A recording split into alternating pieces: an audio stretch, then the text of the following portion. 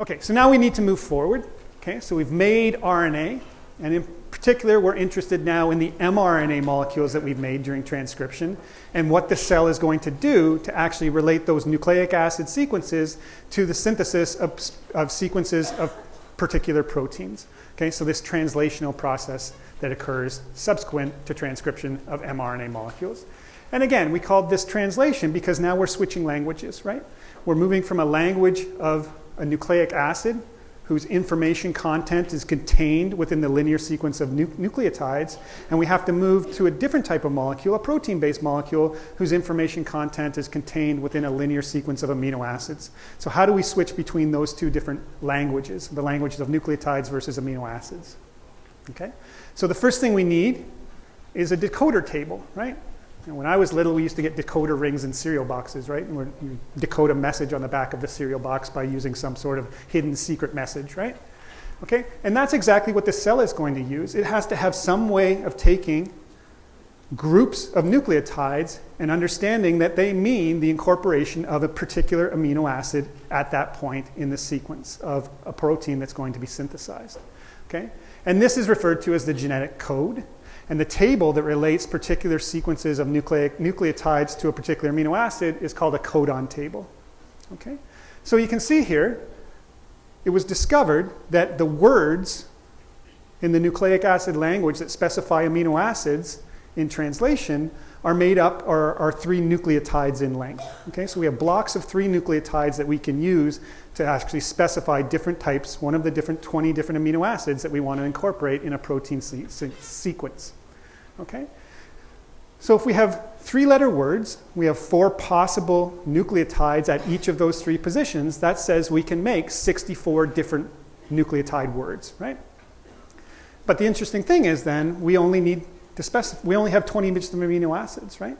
So we have a redundancy in the 2 languages, right? 64 different words within the nucleic acid, but only we need to say 20 different words in protein language. Okay, so we have a redundant language, right? We basically have a lot more words in nucleic acid language than we need to actually have in protein language. And what that results in is you can see in many different instances, more than one word, more than one codon can specify any one of the 20 different amino acids, right?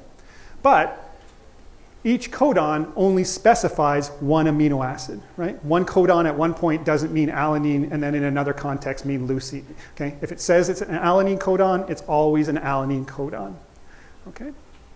So the other interesting aspect of this genetic code is that it's almost universal, okay? So if we take any cell, we look at its RNA sequence, we can apply these codons, we can use these different deciphering tools to figure out any particular protein sequence that's specified by that mRNA sequence, okay?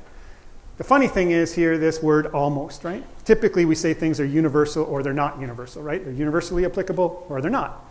And this just has to do, this funny statement you see a lot in biology, because initial evidence of analysis of different cells and different organisms suggested that there was complete conservation of this particular assignment between codons in the nucleic acid and particular amino acids. But as more and more studies were done, exceptions were found. Okay? So there are some exceptions to this type of genetic code. And the one thing I want to point out before we move on is you can see we specify all of the 20 different amino acids, and then we also have codons that don't specify the incorporation of any amino acid. They actually are involved in telling the process to stop. Okay, so these are called stop codons, and you can see in the universal genetic code, there's 3 of them, UAA, UAG, and UGA. Okay, so some of the exceptions and where they occur are illustrated on this slide. I'm not going to go through it in detail, but just to point out, if you're interested, there's a link here that should hopefully work. But again, where most of these exceptions occur are actually in repurposing one of those 3 stop codons.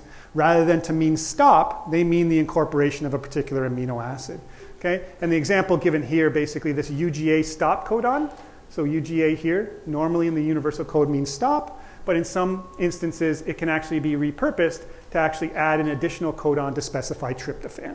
Okay? The other thing I want to point out is tryptophan and methionine are unique in that they are the only ones that are specified by only one codon. You can see all the other amino acids have at least 2 codons that specify their incorporation into a protein. This is how we're going to translate the language of nucleic acid and ultimately convert that to a sequence of amino acids. Okay, so that tells us how. But there are a couple things we have to recognize, right? One is we have a long sequence of nucleic acid. So just like we needed to know in the genome of DNA where we started transcription of particular genes, when we have a piece of mRNA, we need to know where on that piece of mRNA do we actually start translation or reading of that sequence of nucleic acid to get the correct protein sequence. Okay? And the importance of that is illustrated on this slide. Okay? So where on a piece of nucleic acid we actually start the translation process is called the establishment of the reading frame. Okay? It's basically where is the first letter of the first word so that we can correctly put the spaces in to break all of those individual words up correctly. Right? Okay, so you can see what I'm talking about with reading frame in the upper left-hand portion of this slide. We have a region of nucleic acid. Okay? And what we're going to do is start breaking up that nucleic acid in the first example, starting at the very first nucleotide. Okay, so we break them up into groups of 3, and if we go back to our codon table, that corresponds to this particular amino acid sequence. Okay? But if we actually start at the second letter and break them up into groups of 3, we get a completely different set of codons, and therefore a completely different primary sequence in the protein that we make. And then we can do this in one other fashion, where we can have a third reading frame where we start after missing 2 nucleotides, and we break them up in this version in groups of 3 and get, yet again, a completely different primary sequence of the protein when we actually do the translation process. Okay? So you can see the importance of establishing the correct reading frame, because the reading frame is going to establish where the groups of 3 lie, and therefore what the codons are, and ultimately what the protein sequence will become from that particular mRNA sequence. Okay? And so as exemplified from this bottom example, this can be the origins of certain types of diseases, right? If you have a mutation in your gene, which leads to the deletion of 1, 2, or 3 nucleotides, you can cause a problem during the translation process, because even though the rest of the gene is there, you've established the incorrect reading frame, leading to an incorrect protein being synthesized. Okay? And so that's what's typified down here at the bottom. We have our normal unmutated DNA sequence. Okay? And so if we break it up into blocks of 3, we get the correct reading frame, have AAT, AAT, AAT. That leads to the normal protein. Okay? It's going to have normal activity, normal function.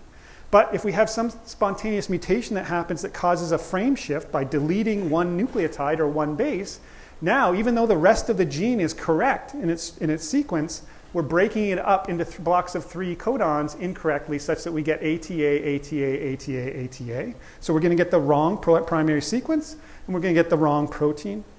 Okay? Similarly, the same thing's going to happen if we delete 2 nucleotides. We're going to shift the reading frame by 2 positions, and we're going to get TAA, TAA, TAA. Again, wrong primary sequence, wrong protein, no function, wrong function.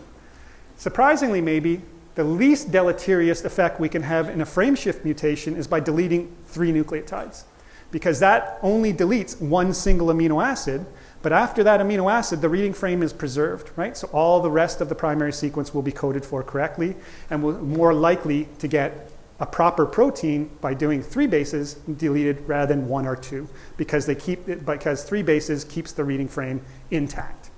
Okay? The other thing you can see here with 1 and 2 base deletions that causes a reading frame shift is that we'll get the wrong primary sequence, leading to, in this case, the little wrong structure of a cartoon-like protein.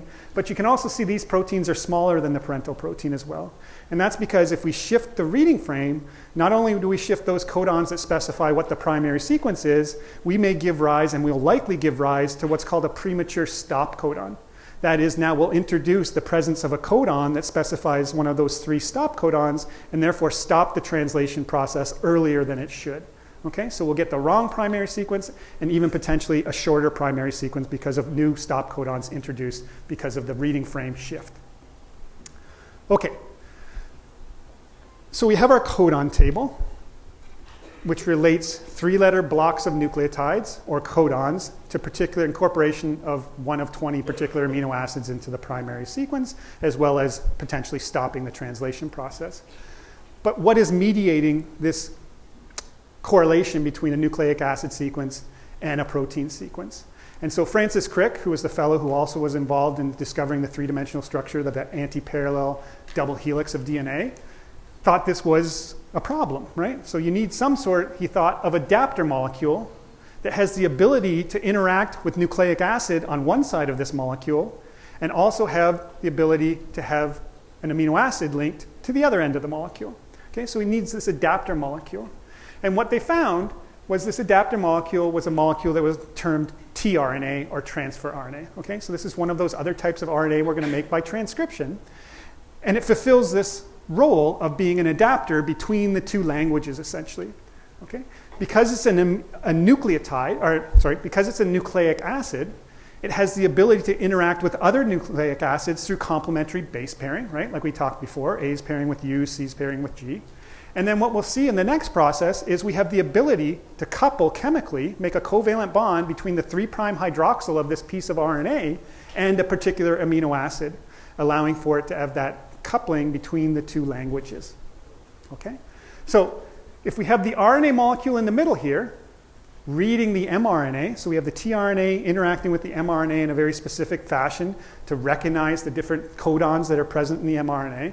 How do we go about linking particular amino acids to the other end of this nucleic acid, right? Okay, so the tRNA, the RNA component is going to be made during transcription, and therefore we need another step to link amino acids to that tRNA molecule that allow it to act as this adapter between the languages of nucleic acid and protein. Okay, so making bonds here, right? We're doing chemistry, so we need an enzyme, right? And so the enzyme involved is something called aminoacyl tRNA synthetase. Okay, it's a mouthful, but essentially all it's doing is taking the tRNA that we made by transcription, an individual amino acid, and coupling them together, okay, forming a covalent bond. And as we'll see, the covalent bond is going to be between the carboxyl group of the amino acid and the 3' hydroxyl at the end of the nucleic acid that we synthesize by transcription. Okay? So as you can see here, there's going to be a different aminoacyl tRNA synthetase and one or more tRNAs for each amino acid, which is going to lead to how we get this redundancy in the genetic code. Okay, we'll see how that works in a second. Okay, but again, consistent with the idea of each codon only specifying one particular amino acid, each tRNA will only ever carry one type of amino acid. Okay, so again, we have one type of tRNA, and it's only ever going to be coupled to the same amino acid all the time, and that's going to be done by an aminoacyl tRNA synthetase, particular for that tRNA and that amino acid. Okay, so what does a tRNA molecule look like to allow it to fulfill these functions of being this adapter molecule? So again, it's an RNA molecule, so it's single-stranded, consistent with what we talked about before, and it has structure, right? It has the ability to fold up through complementary base pairing within that single strand like we saw previously. Okay? So here we have sort of a two-dimensional representation of a generic tRNA molecule. Here's the start of the nucleic acid, here's the end. Okay? And you can see there are a couple important features. It adopts this structure known as a clover leaf structure. Here's what a clover leaf kind of looks like. Okay, so it kind of looks like a clover leaf. But in reality, if we look at what the three-dimensional structure of the actual molecule looks like, that's these two different orientations here. Okay, you can see it looks nothing like a clover leaf when we actually look at it in an accurate three-dimensional representation. Okay, and your textbook's going to relate the tRNA in this type of diagram that looks like a little rocket ship and has these three little nubbins on the bottom that correspond to this region down here in what's known as the anticodon loop that contains the anticodon. Okay? So as its name implies, the three nucleotides positioned in the anticodon are what are actually going to recognize specific codons and allow for the incorporation of a specific amino acid corresponding to that particular codon. And the amino acid that it specifies the incorporation of, again, is going to be linked to the 3' hydroxyl at the end of the tRNA molecule by the aminoacyl tRNA synthetase for this particular tRNA. Okay? All right, so let's look at that process. Oh, sorry, before we do that, remember, we have to remember all the condensation reactions we talked about in Unit 2 are endergonic, right? They need some sort of energy input in order for us to form those different the bonds that result from the different condensation reactions. So in this case, we need to couple the formation of the peptide bond between amino acids to the hydrolysis of ATP, right? Just like we did, again, on the slide when we linked the hydrolysis of ATP to the incorporation of nucleoside monophosphates in a growing chain of nucleic acid. Okay, so we have to carry out this process somehow in a mechanism coupled to ATP hydrolysis, so we're doing it energetically downhill. Okay? And the amino acyl tRNA synthetase is involved in activating the individual amino acids to a higher energy level when we incorporate them into the tRNA structure to make the amino acylated tRNA, so that when we make the peptide bonds on the ribosome a little bit later, it will occur in an exergonic fashion. Okay? So as you might imagine, the process by which this works has to involve the hydrolysis of ATP. So ATP has to be involved in the mechanism of this linking between the individual amino acids and the actual tRNA molecule. Okay, so how does it happen? So in purple here, we're going to look at the example of how we basically couple the amino acid leucine to the tRNA that corresponds, that recognizes the codon for leucine. Okay, so here's our amino acyl tRNA synthetase for leucine. We have leucine and ATP initially bound at the active site, and now we're going to apply energy or input energy into the system via the hydrolysis of ATP to activate these amino acids to a higher energy level so we can do all the subsequent bond formation steps in an exergonic fashion. So what's going to happen initially, you can see to the carboxylic acid end of the leucine molecule, we're actually going to link AMP. Okay? So this is after breaking off two phosphates to make ATP to AMP. We liberate those two phosphate groups, allowing for exergonic reaction, input of energy into the system to make this adenylated leucine molecule. And then now that tRNA molecule for leucine is going to bind to the enzyme, and we're going to transfer the leucine from the adenosine actually onto the 3' hydroxyl of the tRNA, making the amino acylated tRNA molecule and releasing the adenosine monophosphate. Okay? So chemically, this is what the process looks like. Initially, we start with the amino acid. We have ATP. And basically what we're going to do is we're going to link this oxygen from the carboxylic acid of the amino acid to this phosphorus of ATP, getting rid of these two phosphates as inorganic phosphate and leaving the AMP moiety left behind. And so that's this structure here. And now this is an activated form of the amino acid. We can transfer the amino acid via linkage of its carboxy terminus actually to the 3' hydroxyl that occurs at the end of the nucleic acid that we synthesize during transcription. Okay? So now this is the form of the amino acid that's actually going to be used to form peptide bonds when we carry out actual translation by the ribosome when we synthesize our new protein molecules. Okay? And all this is done basically to attach the amino acid to the tRNA molecule. That's the adapter molecule that can participate in reading nucleic acid language, right? Deciphering that genetic code, as well as activate the amino acid to a high energy state so we can carry out the synthesis of that peptide bond in an energetically downhill fashion. Okay? Because now we have a mechanism to couple the formation of bonds to the hydrolysis of ATP. Okay, so getting back to one of the earlier questions, we have 64 different possible codons in the genetic code, but we only need to specify the incorporation of 20 different amino acids. And when we examine the entire contents of a typical cell, we find that we only have 40 different tRNA molecules. So how, with only 40 different tRNA molecules, do we recognize 64 different codons, right? That's a problem. Or at least it appears to be a problem.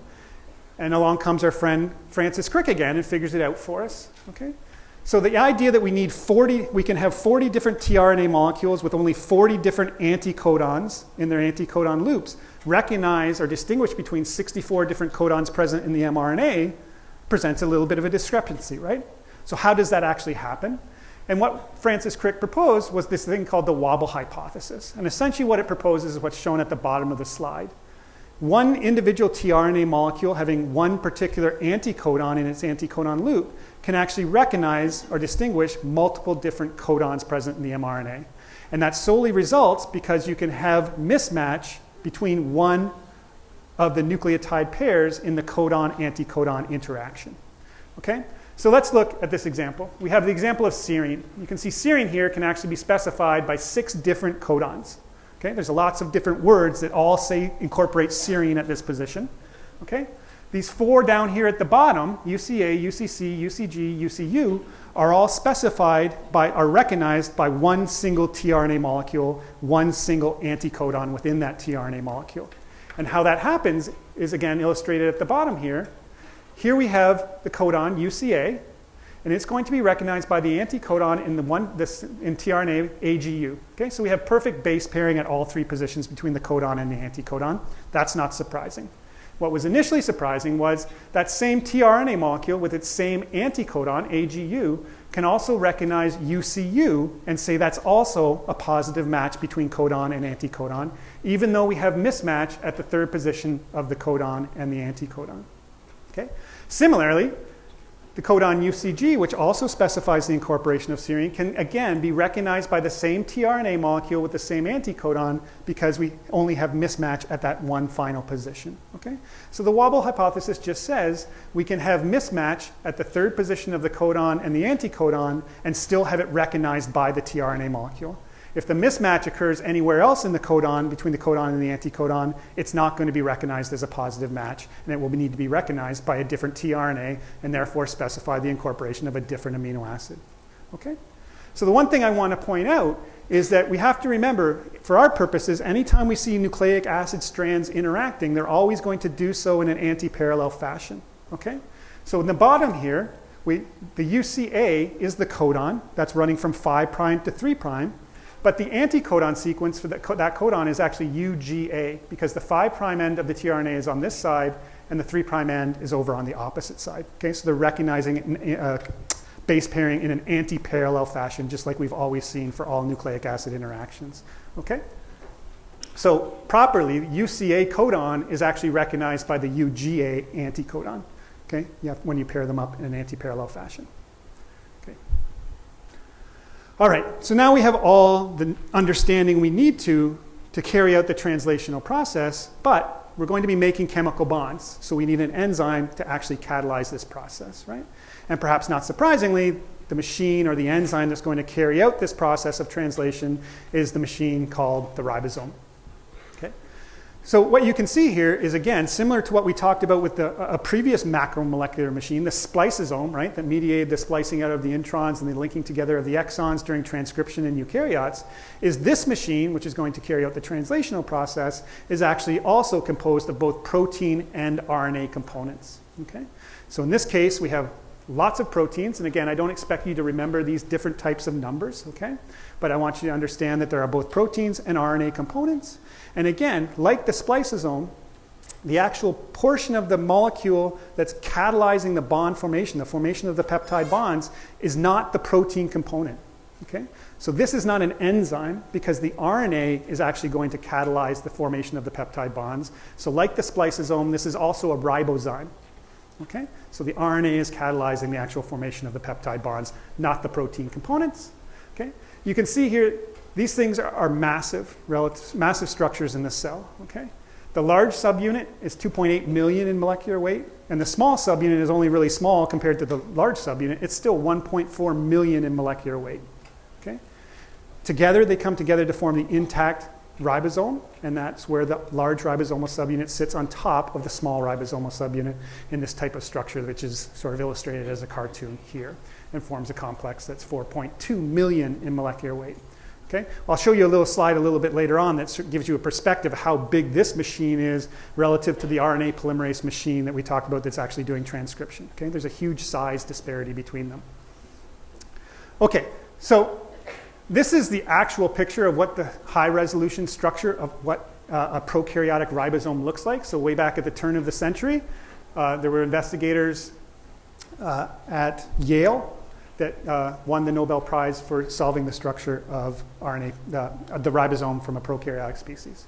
But again, you can see overall the general architecture is the same as in that cartoon. We have this big, large subunit synaptop, this small ribosomal subunit. Okay, but that's not the sort of resolution we're going to look at. We're going to focus on a more cartoon-like representation. But again, here on top, we have the large ribosomal subunit. On the bottom, the small ribosomal subunit. You can see in the large ribosomal subunit, we have the site where actual peptide bond synthesis is going to occur, where we're actually going to link together the amino acids to make a growing polypeptide or protein.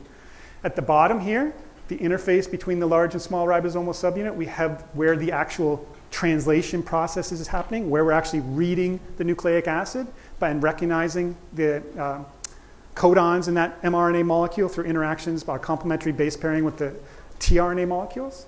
And then in the middle here, you can see we have three discrete binding sites called the E site, the P site, and the A site, where tRNA molecules will bind at different stages along that translation process. Okay? So what we're going to do is look at this translational process, initially we're going to look at it in progress. So it's already started synthesizing a polypeptide, and we're going to look at how that process continues to happen in a cyclical fashion. Okay? And then we'll take a look at how we initiate the translation process. Okay? So how we establish the correct reading frame along this sequence of nucleic acid. Where do we start and how do we establish the reading frame? How do we break up the blocks of 3 nucleotide codes? And then we're going to look at how the translational process is terminated. Okay? How do we recognize what happens when we read those stop codons? How does that lead to the stopping of translation? Okay, so again, we need to take a little bit of a view at sort of a cartoon-like representation of the ribosome. So again, in light green we have the large subunit, in dark green we have the small subunit. You can see where the mRNA binding site is located relative to those 2 subunits. And then we have these 3 tRNA binding sites, the E site or exit site, the P site or peptidyl site, and the A site or the acceptor site. Okay? And so in the next couple of seconds, what we're going to see is how those 3 different sites are involved in the coordinated process of carrying out translation and synthesizing a new correct polypeptide.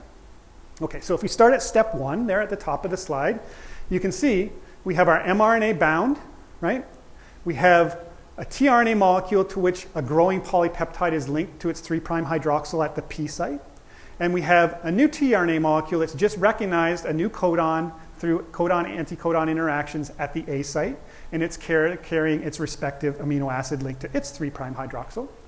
We have a tRNA molecule that's already donated its amino acid to the growing polypeptide chain at position 2, being ejected from the E site. Okay, so it's an empty tRNA molecule. It's no longer amino isolated. It's already donated its amino acid. It's no longer necessary. So it's going to leave this process by being ejected from the E site. So now we have an empty E site. We have a full P site with the polypeptide at the P site, and we have a charged amino isolated tRNA at the A site. What's going to happen next is we're going to form a peptide bond between amino acid 3 at the P site and amino acid 4 at the A site. Okay? And now what that's going to result in is the actual growing polypeptide is linked to the tRNA molecule at the A site. Okay?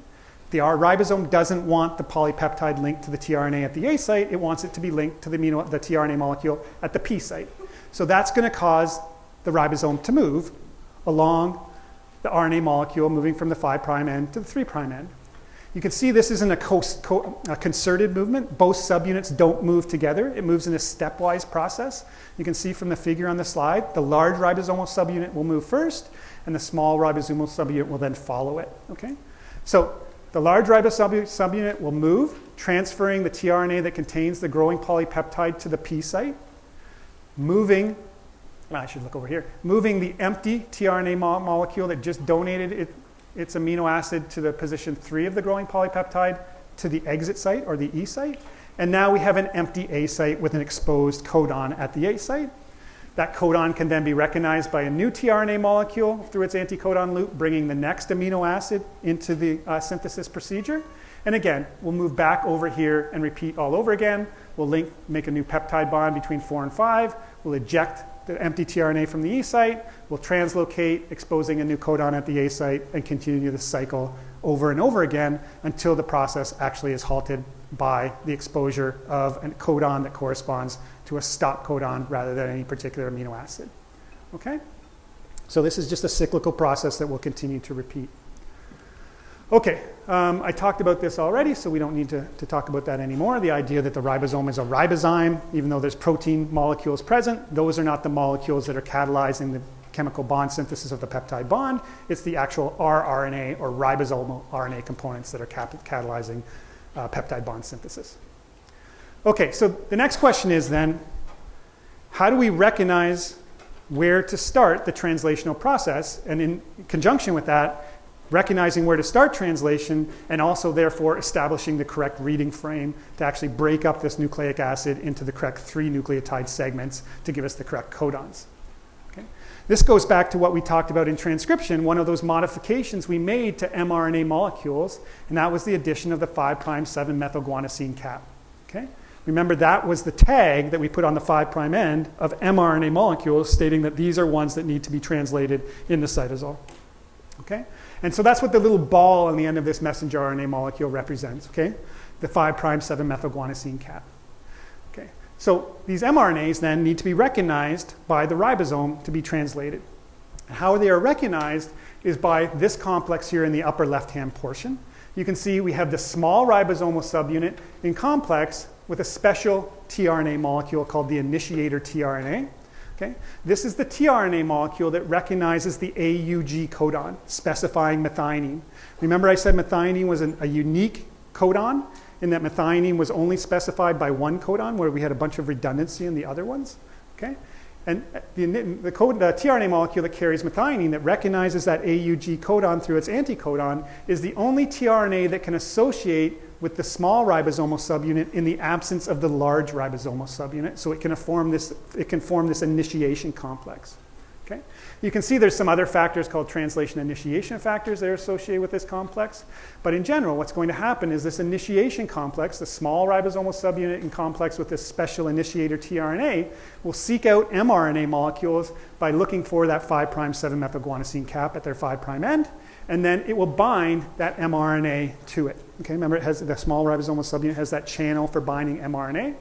And what's going to happen is that initiator complex is going to slide down the length of the mRNA molecule until the anticodon in the initiator tRNA for methionine recognizes the AUG codon that it actually interacts with through correct hydrogen bonding through complementary base pairing.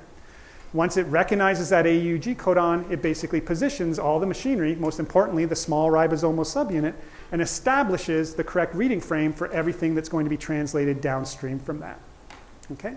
So once we have the initiator tRNA molecule correctly positioned on the mRNA through interactions with the AUG codon through its anticodon loop, then the large ribosomal subunit will be recruited and we will assemble the intact ribosome.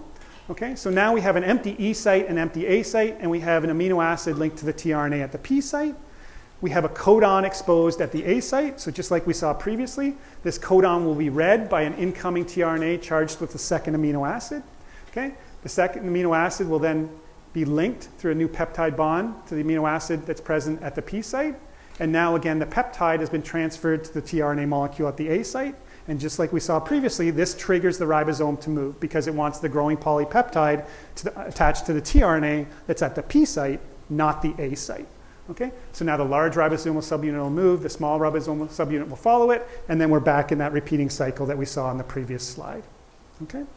So again, what this should tell you is a rather interesting feature that all biologically synthesized proteins or peptides will always have the first amino acid be methionine, right? Because methionine is the only amino acid that can function in formation of this initiator complex that establishes and recognizes where to start translation on any particular mRNA molecule. Okay? Okay, so that's how we start translation and establish the correct reading frame. How do we stop translation? And again, based upon the codon table, we must have the involvement of those three particular codons that specify stop and not the incorporation of any particular amino acid. Okay? So what's going to happen is, again, we have that repeating four-step cycle, and we expose now a codon at the A site that isn't recognized by any tRNA molecule. Okay, it's one of these three stop codons. So there's no tRNA molecule that has an anticodon loop that can recognize these stop codons. And what happens then is this protein called release factor actually binds in the A site. Okay? When that protein binds in the A site, it actually allows for the binding of a water molecule up in that catalytic site where we're making those peptide bonds. And that water molecule then can hydrolyze off and generate a free carboxylic end to the protein that we synthesized and regenerate the free 3' hydroxyl of the tRNA. Okay? Now we have the translocation because now of the large ribosomal subunit, which translates the release factor to the P site. As soon as release factor hits the P site, it causes the entire complex to fall apart and we halt translation. Okay? So we get the release first of the growing polypeptide by hydrolysis of the peptide off of the 3' end of the tRNA molecule at the P site. And then upon translocation of the large ribosomal subunit and movement of release factor to the P site, the entire complex falls apart. The small ribosomal subunit can go back, bind the initiation factors, the initiation tRNA molecule, seek out a new mRNA molecule, establish location of the AUG site, assemble the large ribosomal subunit, and start the translation process all over again and go back through that four-step cycle.